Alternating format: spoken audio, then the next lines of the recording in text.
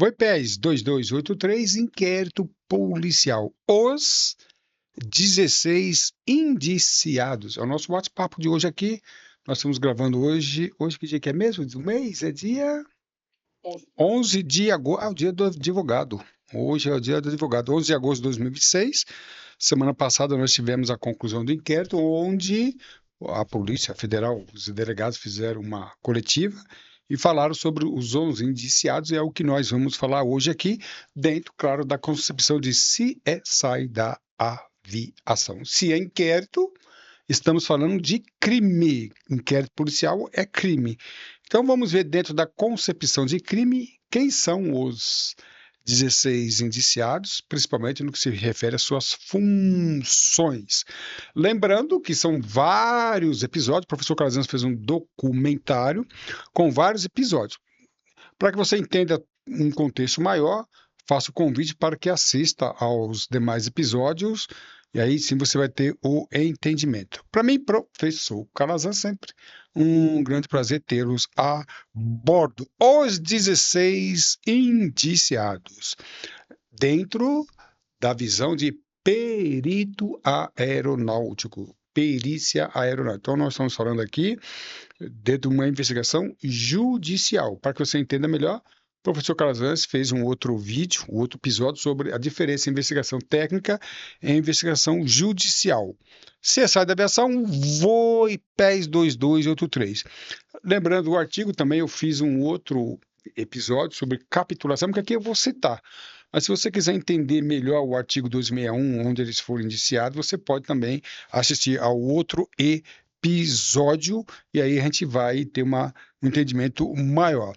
Lembrando, deixar bem claro, hoje, dia 11 de agosto, dia do advogado. Parabéns, advogados.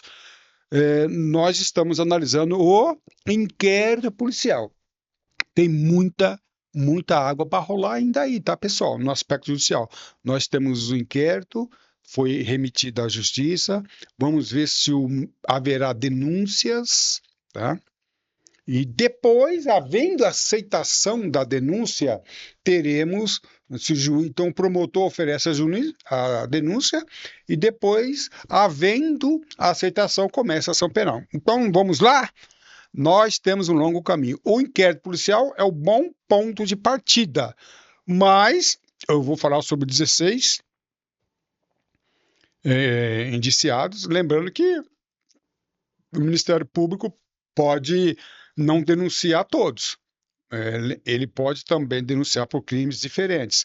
E pode também, a justiça depois pode não aceitar ou aceitar com capitulação de crimes diferentes.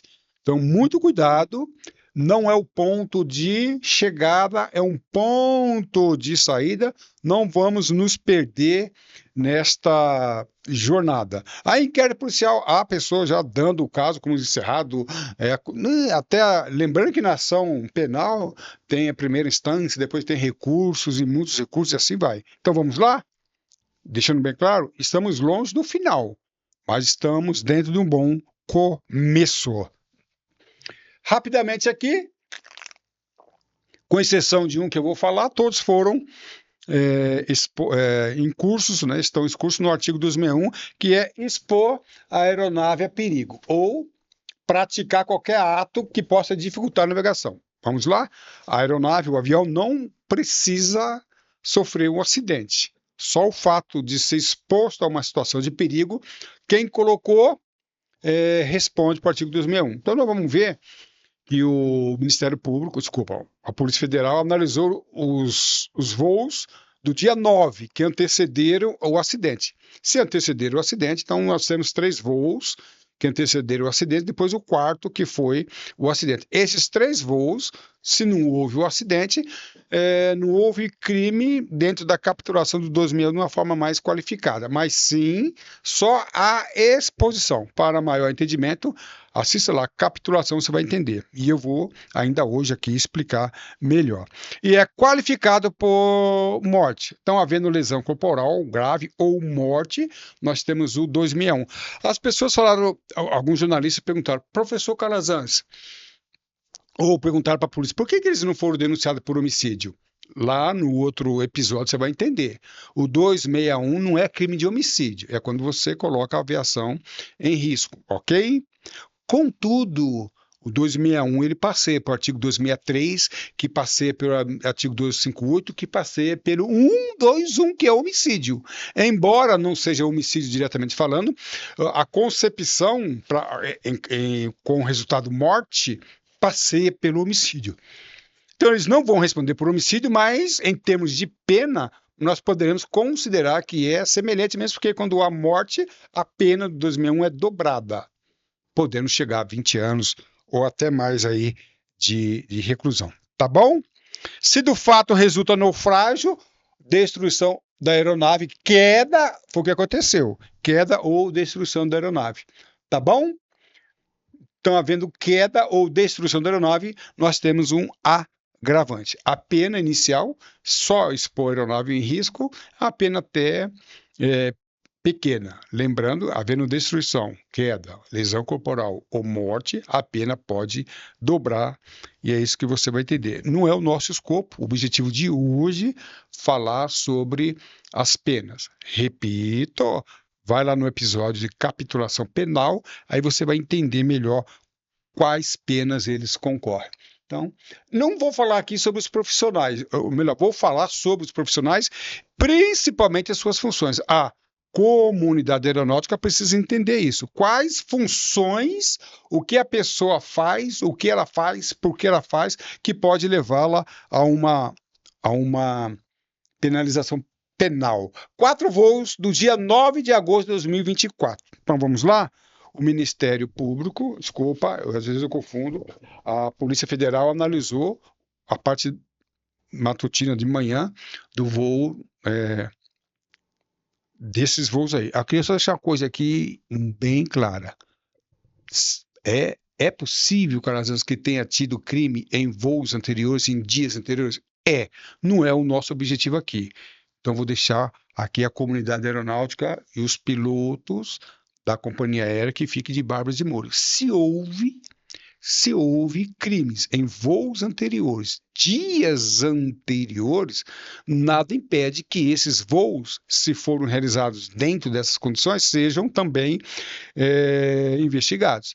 Tá? Então, o dia 9 de julho, o dia 10 de maio, não sei, não tem nada disso, mas não é o nosso objetivo. Então, vamos falar de 4 voos, que são os voos que antecederam o quarto, né? 3 voos e o quarto que foi acidentado.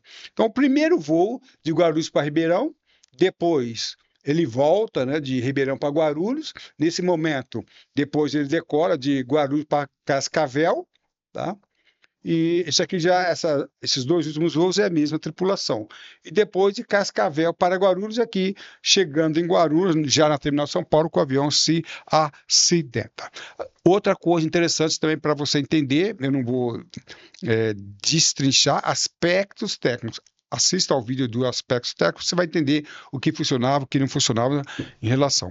Quem cometeu o crime? Qual crime e por quê? Então, quem são as pessoas que foram indiciadas? Por quê elas foram indiciadas? Lembrando, o relatório, o inquérito policial tem a finalidade de descobrir crime e quem praticou o crime. Faz a relação ali e o relatório final, a conclusão final, coloca lá os indiciados que serão remetidos para a Justiça e a Justiça, o Ministério Público oferecendo denúncia ou não, oferecendo denúncia sendo aceita, começa a ação. Então, nós não estamos falando de ação penal. Até aqui não há ampla defesa, contraditório, nada disso, tá bom? Mas eu quero deixar bem claro que a probabilidade que os indiciados sejam denunciados, tornando-se réus, é grande, tá? Então, não começou a ação penal. Não começou a ação. O processo penal não começou. Mas está bem já adiantado, poderíamos dizer assim. Lembrando que eu estou falando também para os juristas que estão nos assistindo, um pouquinho de paz e calma que eu estou escrevendo ou fazendo esse vídeo para pessoas leigas do direito. Pessoas envolvidas no dia do evento, no dia 9. Quais são elas? Então, quais são as suas condutas? Lembrando que a conduta pode ser omissiva e comissiva. Omissiva, você fazendo, omissiva, deixando de fazer. Se o piloto controlador mecânico, o inspetor deixou de fazer e essa omissão, negligência deu causa ao resultado, ele responde, tá bom? Nexo causal, eu deixo bem claro, vocês podem assistir a coletiva da Polícia Federal, que foi interessante, o delegado lá que ele expôs, deixou bem claro sobre o nexo causal. Em caso de perícia aeronáutica, eu sempre deixo muito, muito claro para os peritos. Esse assunto precisa ser dominado. Se não dominar esse assunto, aquele que vai trabalhar como principalmente assistente técnico na defesa, vai ter problemas. A relação da conduta do agente com o efeito, a causa ou o acidente, tá bom? Muito. Primeiro voo. Então, primeiro voo, a aeronave decola na madrugada de Guarulhos para Ribeirão Preto, tá? Inclusive, já até estive lá na base da Ribeirão Preto, na Barra. Então, primeiro voo. Nesse primeiro voo, a tripulação já encontra problemas, tá? E quando pousa em Ribeirão Preto, o comandante ele decide. Só que é interessante, essa expressão usada pelo delegado, tá? A aeronave foi despachada para o gelo. Essa expressão é interessante. Então ele decola de Guarulhos, vai para Ribeirão Preto.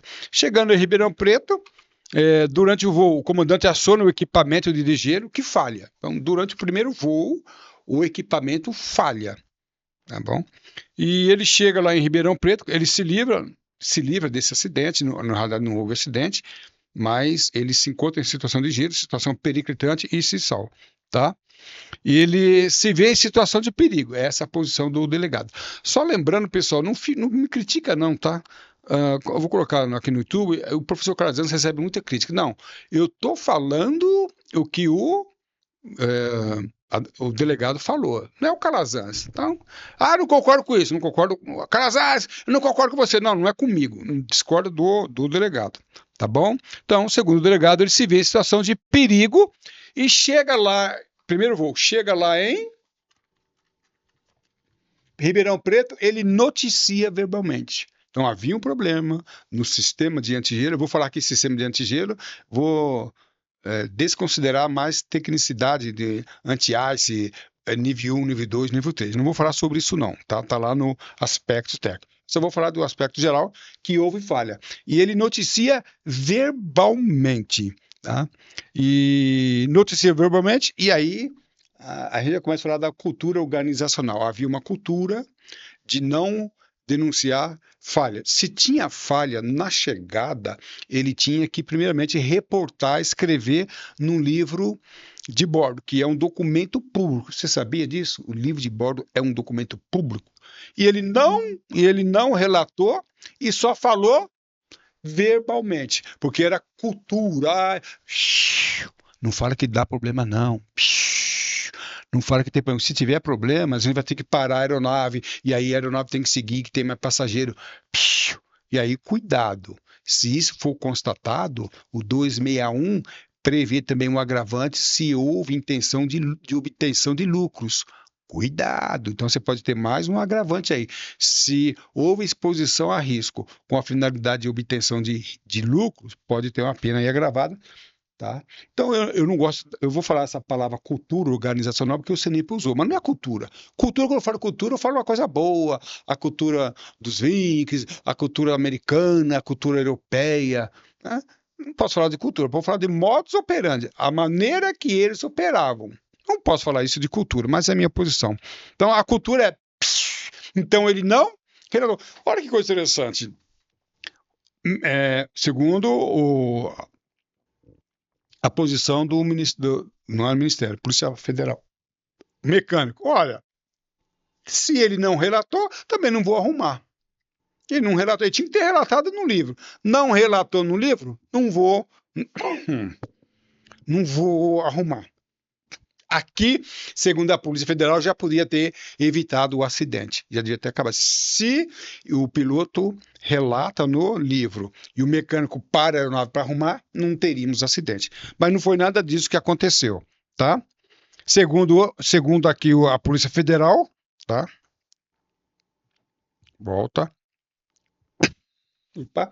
Informação falsa no livro de bordo, aqui que pega para esse comandante, tá? Nada a relatar. Pressão sobre os pilotos, havia uma pressão sobre os pilotos, a gente vai ver depois que é o próprio chefe do piloto, e esse primeiro piloto, ele responde por um crime de falsidade ideológica, que ele coloca no livro nada a relatar, quando havia a relatar. Então, esse é o crime que ele responde. Só quer dizer uma coisa, tá, pilotos? Vocês vão fazendo as coisinhas e achando que não vai ser descoberta? Hoje não tem mais sigilo aí, não. É tudo que foi oculto será descoberto. Então, muito cuidado com essa cultura, esse modus operandi, que na hora de uma investigação séria, tudo vai ser pego. Então, esse comandante aqui parece que, diante do contexto mais complexo, dentre os crimes, ele responde por esse crime aqui. Vamos ver o que vai acontecer daqui para frente, tá bom? Informação falsa no livro de bordo. Esse é o crime que ele fez. Aqui o Ministério Público deixa bem claro, não é Ministério Público. Se eu falar mais Ministério Público nessa aula, não é Ministério Público, é Polícia Federal. O Ministério Público vai ser depois. Ação de manutenção para consertar o avião. E aqui, perari, parará, olha só, eu não estou falando de quem, o nome do João da Silva, mas não vou dar nomes aqui, embora o nome e a fotografia dos indiciados já está percorrendo toda a mídia aí. Mas os mecânicos já começam a responder, porque daqui a pouco a gente vai ver que vem o voo 2. O voo 2 é de a volta de Ribeirão Preto para Guarulhos. E aqui entendeu o Ministério Público que a aeronave foi despachada no voo 2. E esses mecânicos que receberam a aeronave no voo 1 e não fizeram nada, já passa a ter uma conduta aqui perigosa, tá bom? Os mecânicos não tomam providência. Ainda estamos falando do voo 1. E a aeronave depois, tá? Técnicos e mecânicos se omitem. Então, vamos lá? A aeronave decola de Guarulhos para Ribeirão Preto. Aqui, o piloto, de uma forma irregular, fala e os técnicos, segundo a Polícia Federal, o mecânico não fizeram nada. Se tivesse parado a aeronave, tudo, eu não estaria aqui fazendo essa aula aqui, tá bom? E aí, o avião foi despachado para o voo 2, tá? E aí tem um outro problema. O avião volta agora de Guarulhos para Ribeirão Preto, é o primeiro voo. Agora ele vai ser despachado para o voo 2. Opa, tá batendo demais aqui. O voo 2, tá? Que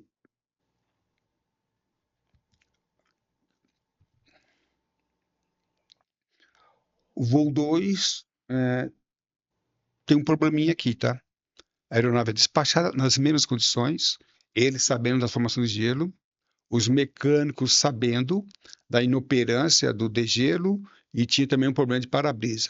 Tá? A aeronave foi despachada em condições de chuva também e havia um MEL que a aeronave não podia, com o para-brisa inoperante, voar na chuva.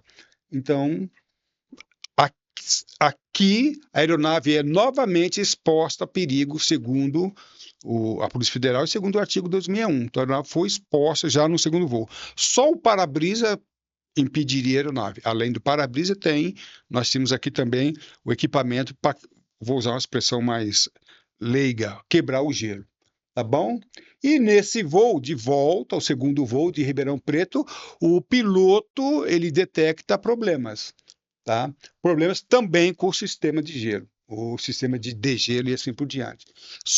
Só que, olha só que coisa interessante, pessoal. Esse segundo voo, segundo o piloto, quando ele pousa em Guarulhos, ele nem reporta verbalmente e nem reporta no livro de bordo. Não fala nem registra. E passa agora a aeronave, o avião, para a outra tripulação, que é a tripulação do acidente.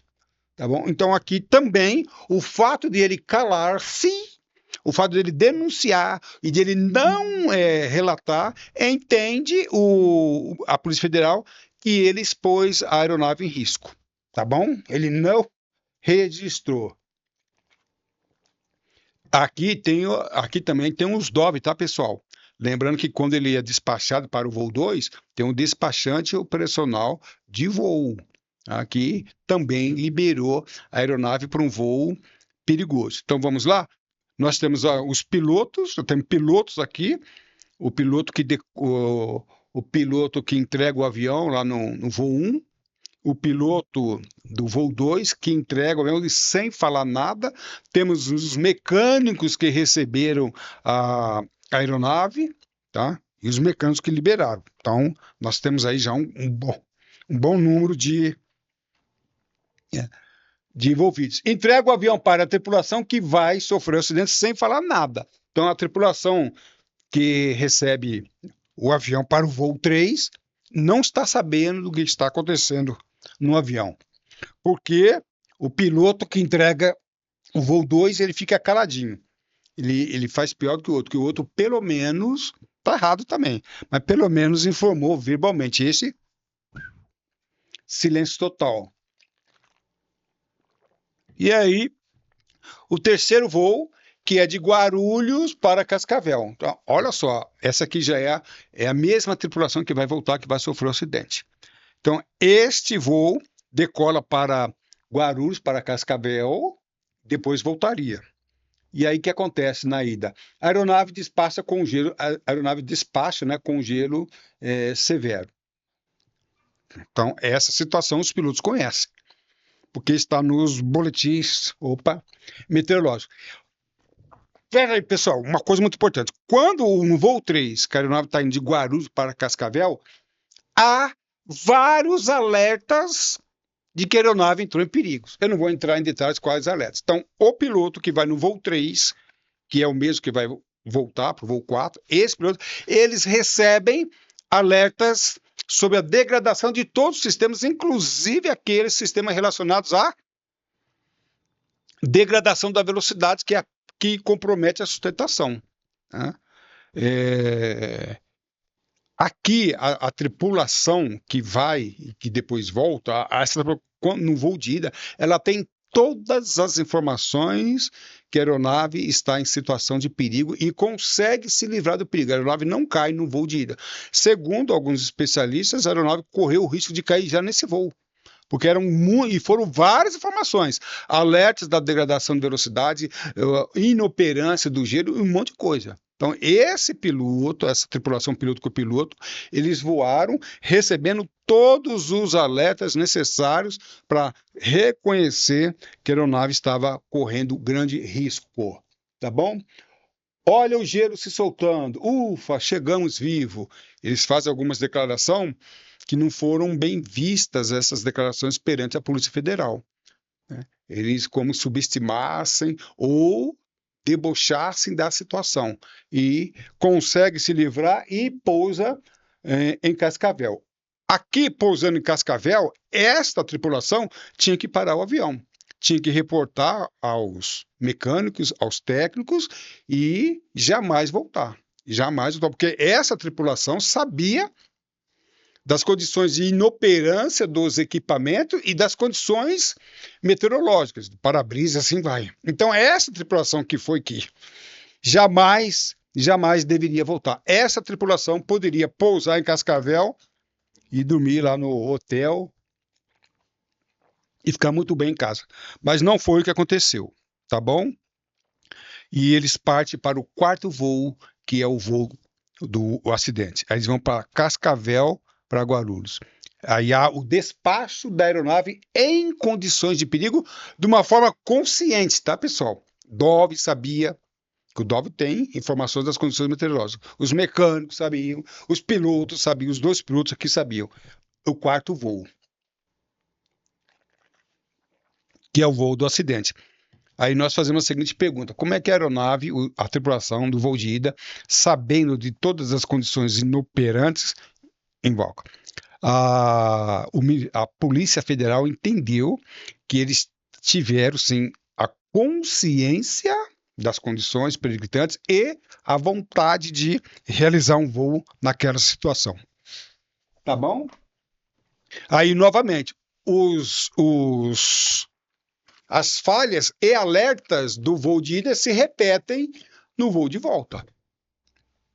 É claro que ia repetir. As aeronaves com os mesmos equipamentos inoperantes, na mesma condição, iam se repetir. Só que, segundo a Polícia Federal, foram vários alertas da degradação, poderiam ter pedido mudança de nível. Na verdade, poderia ter evitado o voo. Essa é a primeira parte. Degradação de velocidade. E essas informações não foram informações abruptas que apareceram de repente. Foram informações que foram aparecendo ao longo do tempo, de uma forma, elas foram progredindo, ou seja, o que nós queremos dizer é o seguinte, que os pilotos, embora tivessem entrado em condições anômalas, eles tiveram tempos e alertas e sinais demais e que podiam sim evitar o acidente. Havendo ação penal, eles vão ter que responder por isso aí, os que sobreviveram. Aí, Cascavel, né, nesse voo, o quarto voo, teve o sinistro e morte. E aí, pessoal, então, até aqui, quem estão envolvidos vão responder por 261, com exceção do primeiro piloto que vai responder por falsidade ideológica. Os outros voos, os pilotos, né, que sobreviveram, os pilotos sobreviveram, que sabiam das condições, não reportaram ou silenciaram. Os mecânicos que sabiam das condições, não adianta o mecânico falar assim, não foi relatado, eu não sabia. Sabia sim. E os DOV, os despachantes profissionais. Então, esses homens, até aqui, esses profissionais, já são os que vão responder pelo crime. Tá bom? O garantidor, pessoal, eu não vou falar sobre o garantidor aqui hoje, mas o garantidor é aquele profissional que tem a função de garantir a segurança do voo. Vamos falar de uma forma bem clara assim. Quem é perito aeronáutico vai ter que estudar muito bem isso aqui, que isso aqui é interessantíssimo, porque há situações que determinados profissionais não têm a função de garantidor. E a Polícia Federal deixa bem claro isso aqui, que eu achei sensacional. Um inquérito, ele percorre um caminho jurídico muito profundo, amplo e muito inteligente. E eu vou falar aqui sobre o garantidor. Profissionais e funções indiciadas. Eu não estou falando sobre pessoas. Então, aqui nós já vimos DOV, já vimos mecânicos e pilotos. Quem mais? Tá? DOV, pilotos e mecânicos. Quem mais? Chefe do MCC. O que é MCC mesmo? Chefe, eu não vou falar aqui sobre letra, COC, tá? Então, é o Centro de Manutenção. Centro de Manutenção. Então, tem um chefe. O chefe do Centro de Manutenção, ele está sendo indiciado. Por quê? Porque ele foi notificado pela ANAC, olha só que coisa interessante, em setembro de 2023, 11 meses antes, a ANAC fez uma inspeção, uma fiscalização, inspeção, e identificou várias falhas, inclusive nesse avião, inclusive com essas falhas. 11 meses antes, e o avião não foi arrumado. E a pergunta é, o inspetor de manutenção, tá? O chefe do MCC, aí nós já estamos falando do pessoal relacionado à manutenção.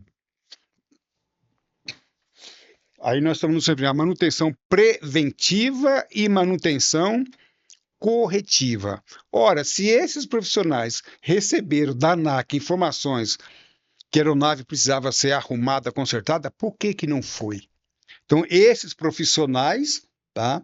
Que é o chefe do centro de manutenção, o inspetor de manutenção, batemos mais dois aí, repito que ele foi notificado pela ANAC, né?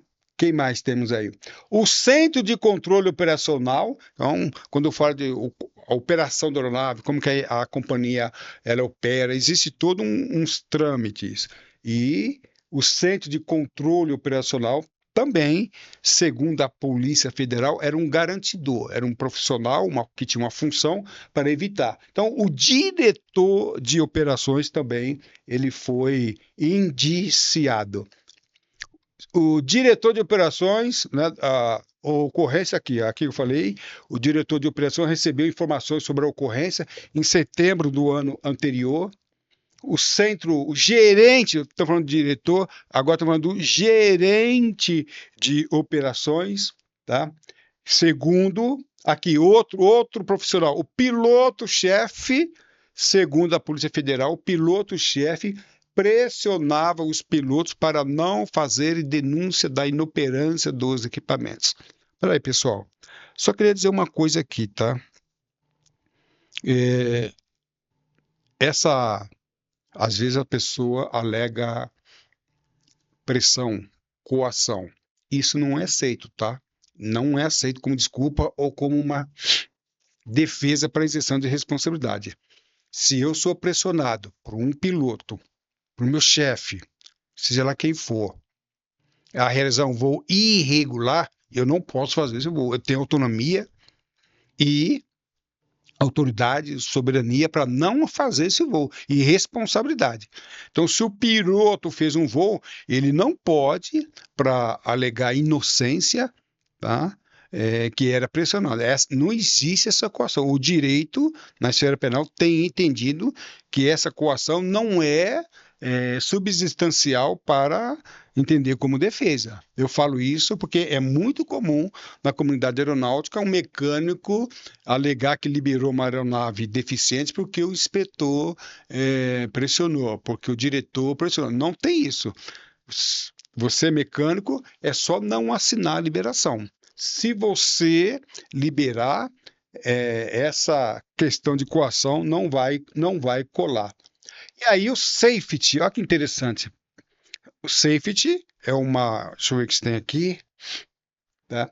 O safety é um departamento de uma companhia aérea que tem por finalidade realizar ali estudos, trabalhos, orientações, cursos, para garantir a segurança. Safety é segurança, e a segurança profissional. E entendeu a Polícia Federal que o responsável do safety também era um garantidor que não desempenhou a sua função. Então, o diretor de segurança também foi afetado. Só uma coisinha que eu queria dizer, uma coisa aqui, mas vamos lá. O FOCA, eu não vou explicar o que é FOCA não, mas eu vou falar de uma forma bem simples. O FOCA é tipo de uma caixa preta, né? O que acontece? Tem um equipamento a bordo e esse equipamento ele traz tudo o que aconteceu no voo. Por exemplo, se uma aeronave está muito desestabilizada na final, com velocidade, razão de descida, tudo isto é gravado ali num dispositivo. Independente de incidente, de acidente. Quando esse voo é terminado, cabe ali os profissionais selecionar todos esses dados e o safety avaliar. Puxa, e chamar a tripulação, em caso de anormalidade. Por que você voou tão veloz? Você voou fora dos parâmetros? Então, o safety tem a finalidade de monitorar toda a operação de uma companhia aérea. E, nesse caso, é complicado, porque muitos outros voos mostravam anomalias, e a pergunta é, por que o pessoal do safety não tomou providência em relação a essas deficiências que eram anteriormente demonstradas? Então, entendeu a Polícia Federal que o diretor de segurança, que era um garantidor, não desempenhou a sua função de monitorar o que estava acontecendo, deveria ter ciência da anormalidade e tomar providências para que pilotos e demais profissionais evitassem. Tá bom? E o FOCA, né? Eu só me lembro que em 2011, hein, faz tempo isso aí, um determinado piloto de uma companhia aérea foi falar sobre o FOCA e eu falei, cuidado, o FOCA pode servir para uma análise jurídica. E ele jamais, isso em 2011, jamais, Calazans, isso está aqui, ó. É muita ingenuidade da comunidade aeronáutica achar sem informação jurídica. Eu também, numa outra empresa, eu falei sobre algumas questões jurídicas e um comandante sem informação jurídica me contrariou. Né? E aqui eu fui de uma forma muito contundente contrariado. Jamais o FOCA, olha que usaram o MOCA também, que é outro dispositivo. Jamais, Calazans, o FOCA vai ser utilizado pela polícia, pelo Ministério. Está aqui, ó. Foi usado. A Polícia Federal usou, com certeza o Ministério Público vai usar, havendo ação. havendo acusação e assim por diante. É muita ingenuidade. A comunidade aeronáutica está muito ingênua para a realidade do mundo jurídico. Presidente da companhia aérea, segundo a Polícia Federal, ele estava ciente de todas as deficiências. A ANAC, segundo a Polícia Federal, passou para o presidente da companhia aérea todas as deficiências. E ele, sabendo, deveria tomar providência para que essas anormalidades, né, fossem em frente. Depois, tá, pessoal? Num outro vídeo, num outro episódio, eu vou falar sobre a ANAC e o controlador de tráfego aéreo. Eu vou fazer só uma pergunta. A ANAC não está, tá? Nem, e o controlador de tráfego aéreo, que acompanha a aeronave nos últimos momentos, eu entendo que ele não tem responsabilidade nenhuma, mas eu vou explicar isso em outro episódio. A grande pergunta, os jornalistas fizeram, por que a ANAC, a Agência Nacional de Aviação, não entrou? É uma outra questão, mas eu só vou deixar uma pergunta. Em setembro de 2023, a ANAC fez um voo de fiscalização, que se chama fiscalização assistida, não interessa o nome, mas a ANAC fez um voo, e naquele voo, inclusive na mesma aeronave, setembro de 23, 11 meses antes, e percebeu todas essas deficiências. E a pergunta que eu faço é a seguinte, como é que a ANAC permite que uma aeronave voe mais 11 meses até que venha sofrer o acidente? A pergunta é, deveria a ANAC ter suspendido essa aeronave? Deveria a ANAC ter cassado essa empresa, impedido, suspendido? Teria algum procedimento, providência que a ANAC poderia ter tomado? É a primeira pergunta que eu faço. A ANAC poderia ter tomado alguma providência? E se não tomou, pode ter percorrido em improbidade administrativa ou prevaricação. Eu não estou falando que a ANAC cometeu isto, não posso afirmar. Mas essas são perguntas, lembrando que a Polícia Federal encaminhou a PGR, a Procuradoria-Geral, que vai tomar conta em relação à ANAC. Então, para quem está fazendo muitas perguntas, por que a ANAC não é isso, por que a ANAC não é aquilo, por que a ANAC não foi indiciada? Calma que tem muita coisa ainda a ser apurada em relação à ANAC. Não vou dizer que ela é responsável ou irresponsável, porque tem muita coisa a percorrer. E quanto ao controlador do tráfego aéreo, a gente vai falar em outro episódio. Tá bom?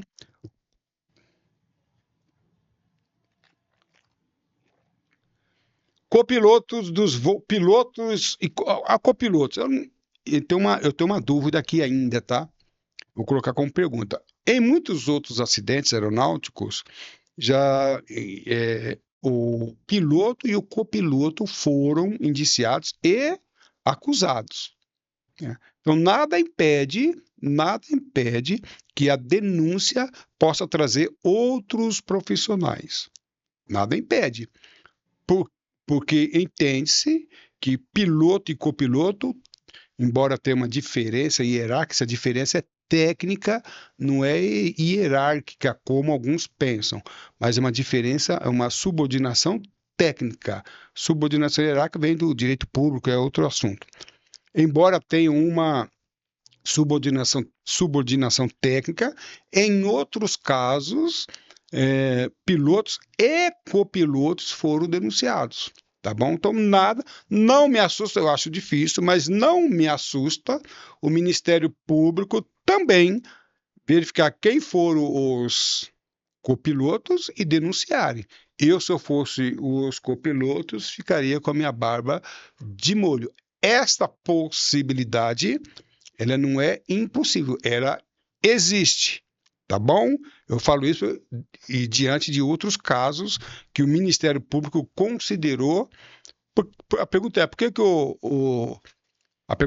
o copiloto decolou? Se o copiloto não viu as condições, por que ele voou? Por que ele não se negou a voar? Essa é a pergunta. Se ele poderia ter impedido, a pergunta é, ele poderia ter impedido esse voo? Então, essa pergunta virá, o Ministério Público fará essa pergunta e vamos ver como que essa pergunta é trabalhada. dependendo da situação, o copiloto pode também tornar-se réus.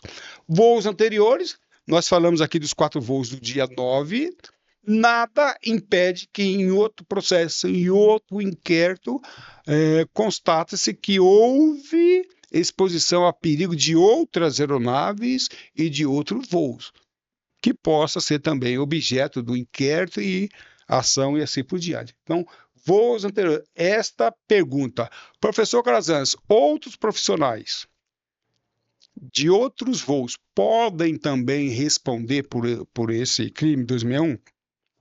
Pode, não nesse inquérito, porque esse inquérito ele focou os voos do dia 9, tá bom? Então, se eu fosse funcionário dessa empresa, eu ficaria esperto, tá bom? E finalizando, só deixando bem claro, muito claro, do inquérito policial, nós estamos falando do inquérito policial. O inquérito policial não prevê contraditório, não prevê ampla defesa. O inquérito policial foi feito um relatório que foi enviado à Justiça. O Ministério Público vai decidir se haverá ou não a denúncia contra quem, se os mesmos que foram indiciados. Já houve denúncias que o Ministério não acatou todos indiciados. Então tem muita coisa a rolar. Havendo a denúncia, o juiz aceitará ou não. E nós tivemos casos de a denúncia ser aceita, mas com, por exemplo, a denúncia no 907 aconteceu isso, Legacy. Um dos controladores foi denunciado a título de dolo e o juiz aceitou a título de culpa. Então pode haver mudanças. Teve no acidente 907 Legacy controladores que foram absolvidos sumariamente, então nem prosseguiram ali no processo, tá bom? Mas afirmamos que tem muita água para rolar, mas difícil, tá? Que o cenário mude. Em princípio, esses profissionais, lembra que eu não falei aqui nome de profissionais, na realidade, a minha função foi falar sobre as funções. Então, você que é piloto, engenheiro, mecânico, qual é a sua função dentro da empresa? Esse episódio de hoje teve a finalidade de mostrar isso. Como é que um inquérito identifica os profissionais? Eu falei em episódios anteriores, eu vou deixar aqui bem claro, deixei lá, expliquei como é que seria, bem antes do indiciamento, já está no meu canal do YouTube, quem seriam as pessoas indiciadas.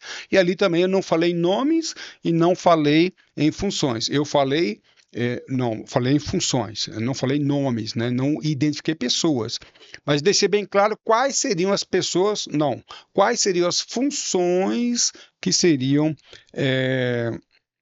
indiciadas. Não muito tempo atrás eu recebi a ligação de um piloto de uma determinada companhia aérea e ele ia assumir uma função na empresa. Eu nem lembro, mas a função de relevante. Eu não lembro se era diretor, piloto-chefe. Eu acho que era piloto-chefe, mas não lembro. Eu sei que era uma posição relevante. E ele, inclusive, ia ter um salário, que salário? Falou para mim um salário excelente. Ele falou, professor Calazans, qual é a minha responsabilidade assumindo essa posição? Eu mostrei para ele. É isso aí. E se a aeronave, a empresa tiver alguma... Ele me deu até uma dica. E se a aeronave, a empresa aérea, tiver uma operação assim meio irregular, Calazans? Eu perguntei para ele se ele tinha religião, se ele rezava, se ele orava. Ele falou, por que, Calazans? Porque se a tua empresa tem uma irregularidade, e essa irregularidade você sabe, ele sabia e tinha. Se você sabe que tem uma irregularidade, você opera com essa irregularidade, havendo um acidente, não tenha dúvida, companheiro, você vai responder por isso. Ele Calazans? Não sei por quê. Ele declinou da função e não aceitou. Bem para ele, se caso é complicado, hein? Caso a empresa tivesse alguma irregularidade. Mas eu achei muito interessante essa colocação dele, porque ele sentiu na pele, buscou buscou uma orientação e cabia a ele aceitar ou então agir dentro da empresa de tal forma que aquela cultura fosse quebrada. E eu entendi que ele não iria conseguir quebrar aquela cultura, que eu não chamo de cultura, eu chamo de modus operandi. Ele entendeu que ele não ia conseguir quebrar aquela cultura. Não quebrando aquela cultura e sendo responsável por um eventual acidente, ele responderia, então ele achou melhor cair fora e ele caiu fora. E quem assumiu a posição dele, ou que arrume, ou que caia fora, tá bom? E assim nós terminamos a nossa aulinha de hoje, nosso bate-papo de hoje, tá bom? Dentro do aspecto de direito, lembrando que vamos promover na academia sempre encontros de peritos aeronáuticos com a finalidade de juridicamente debater esses acidentes aqui e outros.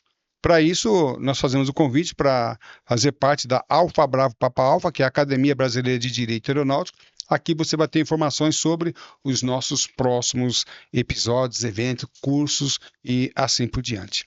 Além de escanear esse QR Code, vou deixar o link, você pode também entrar no grupo através do link do professor Calazans, tá bom? A sua atitude define a sua atitude define a sua altitude. Vou alto, estude com o professor Calazans. Para mim, sempre um grande prazer tê-los a bordo. Um aeroabraço e tudo de bom.